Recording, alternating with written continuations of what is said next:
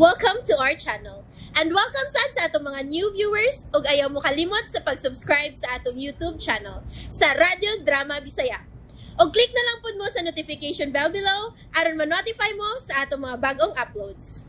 And daghang salamat sa pagpadayon ninyong pagsuporta o pagpadayong pagpaminaw sa atong mga nagkadaiyang Drama Bisaya. Maong just chill and relax and enjoy the drama. Wa atubangan ni Wilmas Chito, diyang giatod niya ang mga bata.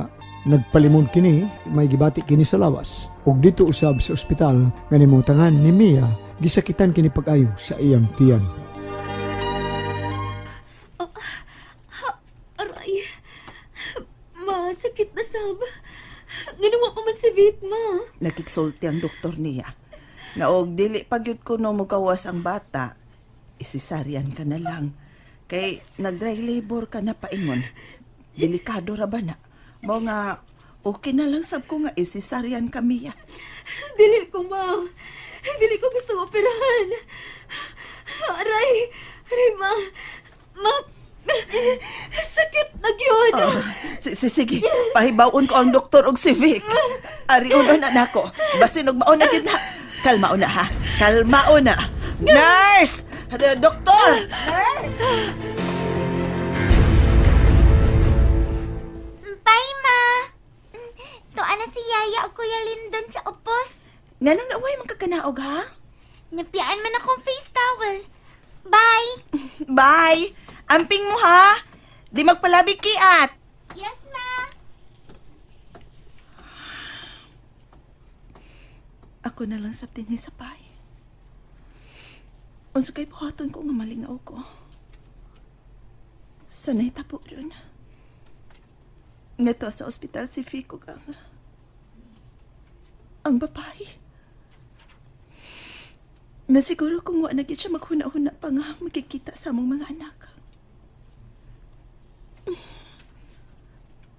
Pero magpasalamat ko sa laing bahin.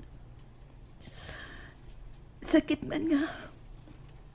Wa na siya magpakabana na mo. Antuson ko na lang. Kaysa magtinguha siya sa pagpalayo sa mga bata na rin ako. Buta nga dili ko yung tugutang mahitabo. Ang telepono. Kisam ka na. Tubagon ko na lang kahawi. Dili ko matubag. Mas mayo nga dili na ko tubagon. Aron magtuo nga. Kung kinsa man siya, magtuo siya nga uwi tao din niya sa bahay. Di ko na lang tubagon. Wa may bitubag. Wa kay tao sa ilan giyon. Si Wilma kay naghatod sa iyong mga anak sa eskwelahan. Kung si Wilma ang naghatod sa mga bata, naunta sinang aling nga mo'y mutubag sa telepono. Pero kapilan ako manawag. Wa gyud ni tubag. Nagduda ko nga si Chito ang nanawag. Siya gyud.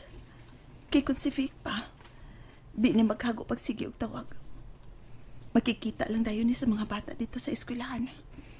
Mao ka na iyang buhaton. Nahibaw siya nga klase ron sa mga bata. Ay, salamat. Wa na mo pagting. Kipulan na tingali. Salamat. Laki nga mo, anak. Ug salamat kay normal ra ang iyang pagpanganak. Wa masisaryan. Naninguha gyud siya, Victor. Kay mahadlok man nga operahan. Mahadlok nga samaran kuno ang iyang tiyan. Ug labaw niyang gikahadlokan nga mudako nagsamot ang bayranan din sa ospital. Ako na siyang giingnan nga di ko balaka sa bayranan. Nagahin ako alang anak. Nahibaw ko nga dili basta-basta ang mga gastuhan mo, Victor. Ang rental sa apartment ug ang uban pa nga bayranan nimo. Punan pa ni kayo na karon nga nanganak si Mia. Ako ng tulubagon. Usbon ko, ayaw mong kabalaka.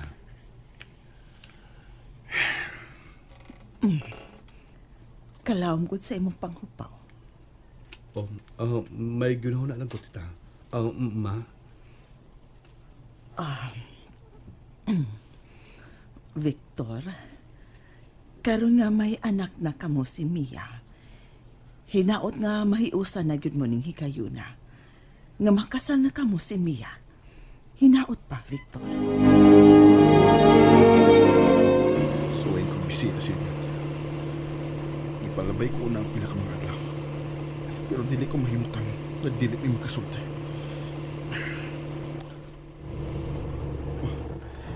Ni ano ko.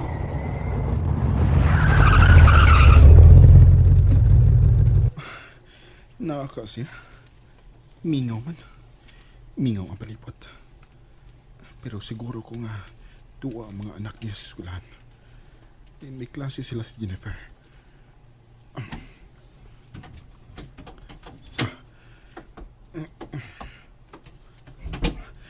Ang doorbell. Sana, kadiyot lamang. Sinang aling di. Abel, nasa sugad ang. Ibutang lamang this mailbox. Kuhaon ko na lang rana. Di amang nalangan ako buhat. Ako ni, nangaling. Si Chito. Uy, siya lang. Ay, sir, sir, ikaw magudiyay. Nang, padayon ako ng bay. Mahimo. Oo, sir, dayon lamang. Pero ako rin niya din karon. Kay si De Wilma mo naghatod og makuha sa mga bata. Kay ingon ako naghatod sa bararan mo suga. Ikaw man gud sir. Siya lang may ato ni mo, sir. Siya may tuyo na ko ron ng si Wilma. Gisakitan ko sa iyong gibuhat nga paglikay na ko nang. Pulos kayo ang ipakita ko niya. Lahi sa gibuhat sa iyong bana diha niya. Wa na'y gugma si Vic diha niya ng aling. Angay unta nga musabot siya nako. Og dawaton ko niya. Dili ba ng aling?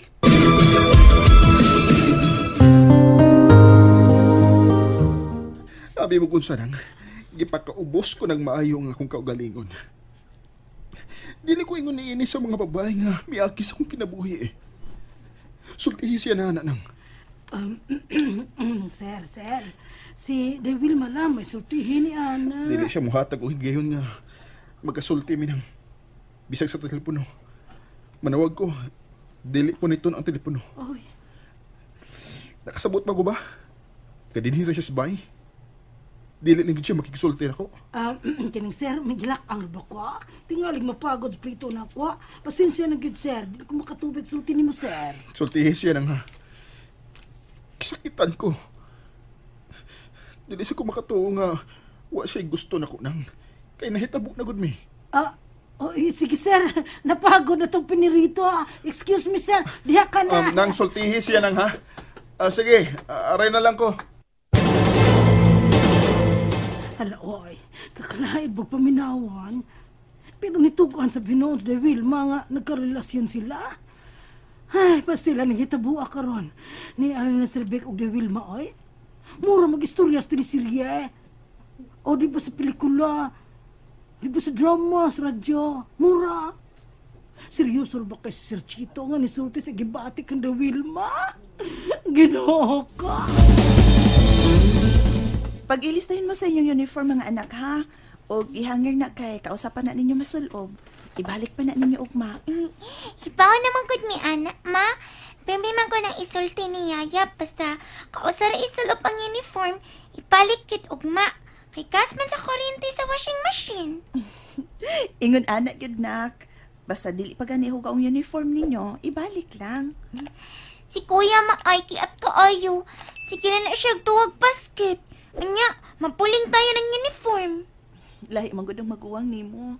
Laki man na. O sige na, pag-ilis na ka. Day. Oy, siyalan man, Day. Mag-andam na ba ko sa ipon ni hapon? Nakaluto naman ko, Day. Murag sa'yo pa mang ipanihapon ng uy. Nangaon mig banana cue dito. Unya na lang tingaling mga alas 7 ba na? Sige. Day, dinhi si Sir. Ha? Si Vic? Dili si Sir Beck. Si Sir Chito. Ansa? Dugay siya nakikisulti na ako, oy. Ikaw agyag tuyo. Pero wala ka man. Napugos ko katubang. Kahit yung naon yung tawhana, eh. Kalakot. Nagtukang sa kahasol na ako. Dakan siya gisulti, Day. Og seryoso ra ba? Niingon siya Gusto na nang. Di ko gusto mamati. Kung mo aning usab. Kung mo anhi man siya usab, ayaw atubangan. Oh. Dispatcha ha. Ay, dili man ko makayan og dispatso ni Sir Chito. Noon sa man si Wilma, ang kadaghan rabasan na tabang ni Sir Chito niya, kung ipon, pila na tinga kalibo. Mil tititintot na tingala. Sa komedya nga pagkasulte, dako nagyog kantidad. Kumusta na, babe? Ha? Okay na, kaloy sa Diyos.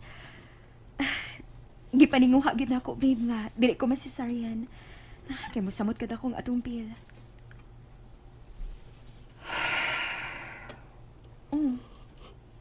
Kalawang gud si mong panghupaw. Si mama ni mo. Miss Goodbye sa atong pagpagkasal. Oh, babe.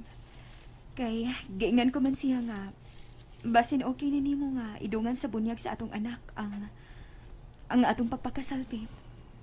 Oh, Mia, gipasabot ko na ikaw. Kapara na ako. Mo'y mahinungdanon nga magkasabot. Nga, way kasamok ang pagpuyo. Gamusalig sa usag-usa. Mahal ko ikaw, babe. Nahibaw ka na. Di ba ba na ikaw para nimo? Gamahal ta kay ka uban sa tong anak. Pero babe, mas maayo manggod nga doon ay bendisyon ng atong pagpuyo. Labi na karon nga ni ana si baby. Please, magpakasal ta. Please, Vic. Ano pa sa malipay si mama? Mia. Kung dili ka masugot, magduda na hinuon ko sa imong pagkatao. Labi na gid kay mga anak kas laing babae.